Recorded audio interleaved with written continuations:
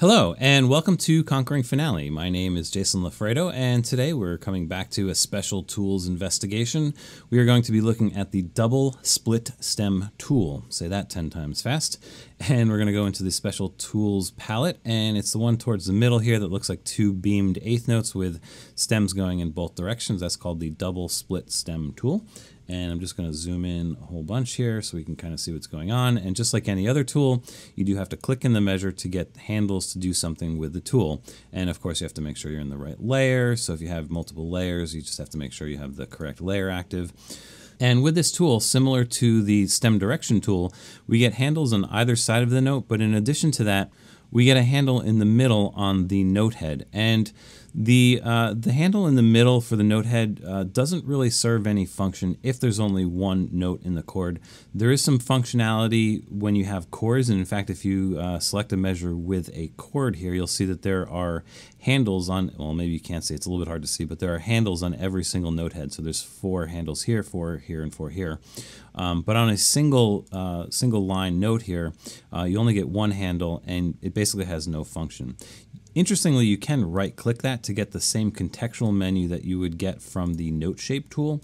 You can see edit, remove manual adjustments, allow vertical positioning. You get those same options with the double split stem tool, and they work the same exact way. They will actually do the same exact thing. So for some reason, they give you that option as well. But otherwise, it's only functional when you have chords. Now, basically what this tool does is if you select either the top or the bottom handle, and with one line notes, it doesn't matter which one you choose. So I can choose the top one here, and you'll see what it does. It splits the stems. It gives you a double stem. So now you have a stem going up and a stem going down. Like I said, you can click on the bottom handle, and it does the same thing. There's no difference when there's a single note. There is a difference when there's chords, which I'll talk about soon. But you have two options, basically. Select one of the handles above or below, or select none of them, in which case you'll get the normal single stem, right? So basically that's what's going on. Now you notice that there are handles on the rests as well. And similarly to the stem direction tool, this works the same way. So I can have that handle selected on the 8th rest there, and nothing will happen until I actually add a note to it. So if I add a note on that second beat, you'll see that now all of a sudden automatically I get a double stemmed note. That's just because that rest had this option even though there was no note there, and obviously you can't have a double stem on a rest. So that's what's going on. Even though you can have the options on a rest, it won't actually express itself until there's a note there. And what you saw me do there is you saw something interesting, because that set of notes got beamed.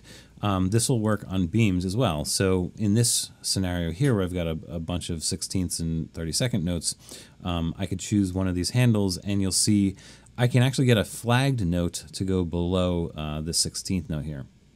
If you add more than one to a beamed group, however, it will go ahead and beam them. So now we have 2 beams, we have 3 beams, we have 4 beams. And again, it doesn't matter which one you select. If you select the bottom one here, you could have, you know, the top one, the bottom one selected. It's all the same with these single line notes. Interestingly, you can see what I'm doing here is I've got the 1st and 3rd 16th selected, and it's only beaming the 1st and 3rd. There's no stem on the middle note there, so you can get some interesting results like that if you really want. Of course, we can just stem all of them.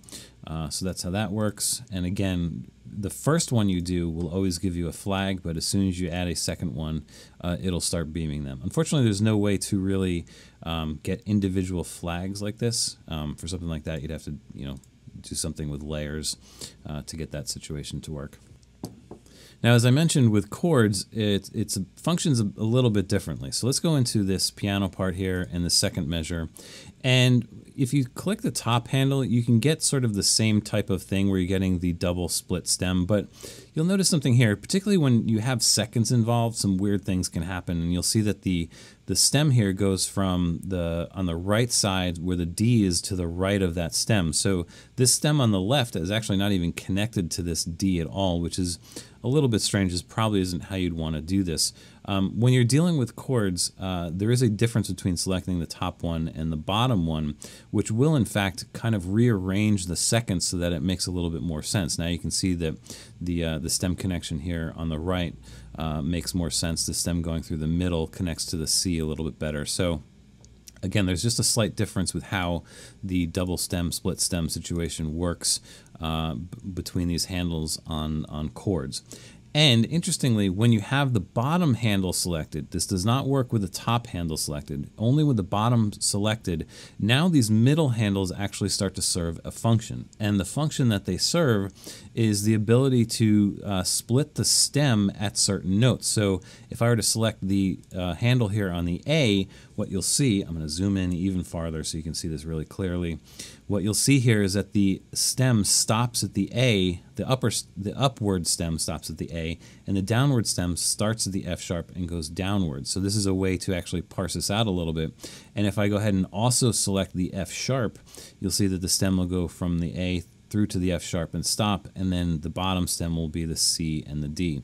Now you do have to be careful with this. You know, if you select the second one but not the first one, then it's trying to do some weird thing where the A, you know, the stem is going down but the F sharp is going up, but so it looks like you have a different result. Again, if this is what you want, this is what you can do.